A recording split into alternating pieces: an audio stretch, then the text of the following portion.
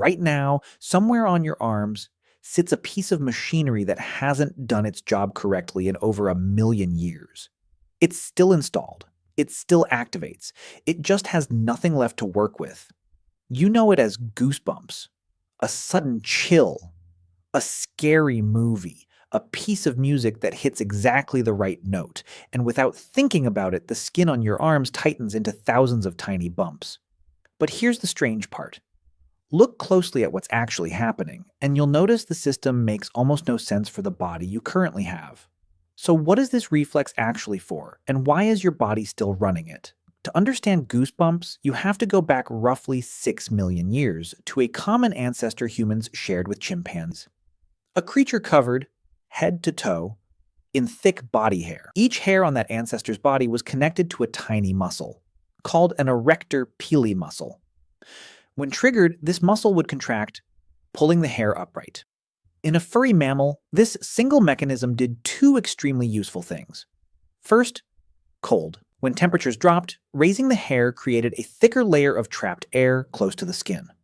Trapped air is an excellent insulator. A coat of raised fur works almost exactly like a winter jacket, holding warmth against the body instead of letting it escape into the cold. You can watch this exact mechanism in action today. A frightened or cold cat raises every hair on its body, becoming visibly larger and fluffier within seconds. A startled porcupine raises its quills using the very same erector pili system. Even a dog's hackles, that strip of raised fur along the spine when it senses danger, is the identical reflex. Second, fear. When a furry mammal feels threatened, the same hair-raising reflex makes the animal look significantly bigger.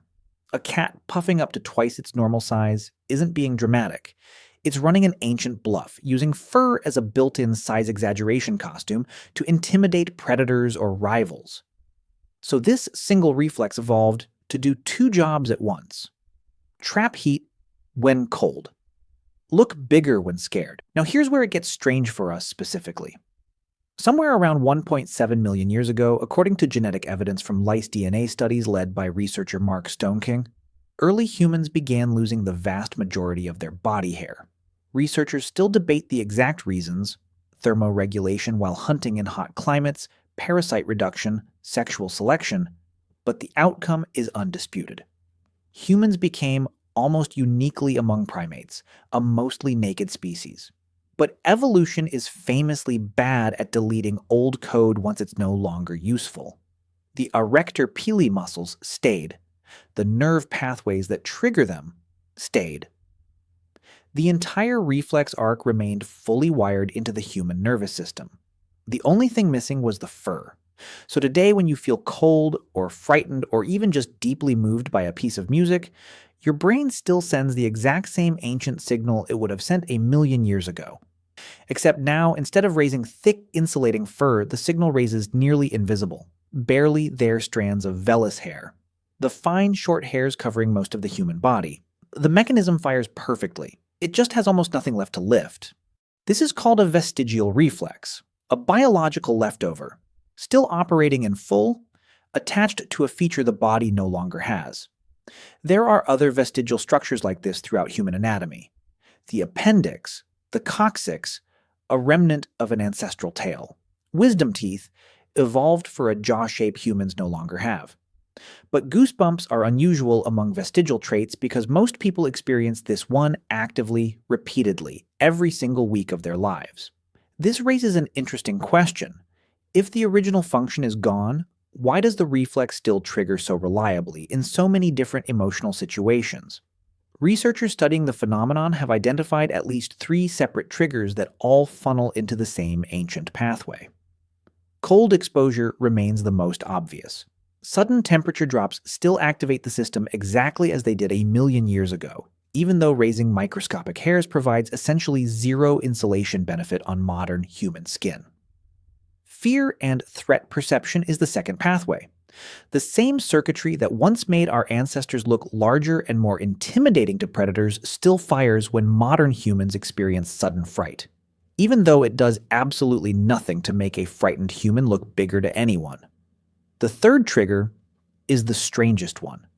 Powerful emotional experiences. Music swelling at exactly the right moment, an unexpected act of kindness, a deeply moving scene in a film, can trigger the identical reflex. Researchers call this phenomenon frisson, from the French word for shiver.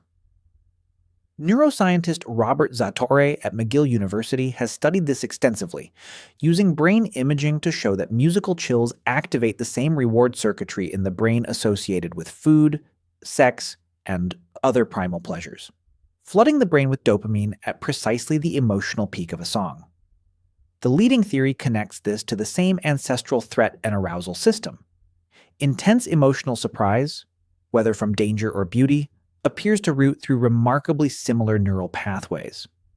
Your nervous system, in a sense, doesn't fully distinguish between the chill of standing in a cold wind and the chill of hearing a perfect chord change.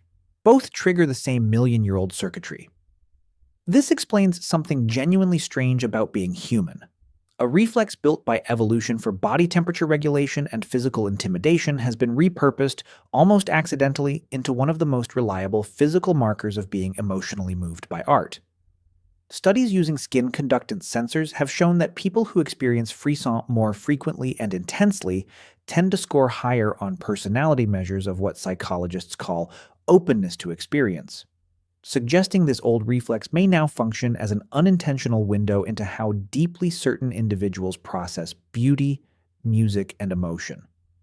So the next time the hair rises on your arms during a song, or a film, or a sudden chill in the wind, you're not experiencing some mysterious modern sensation.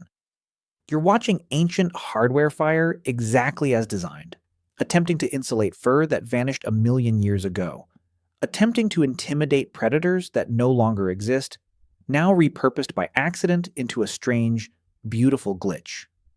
Your body's oldest survival circuit, quietly reacting to a world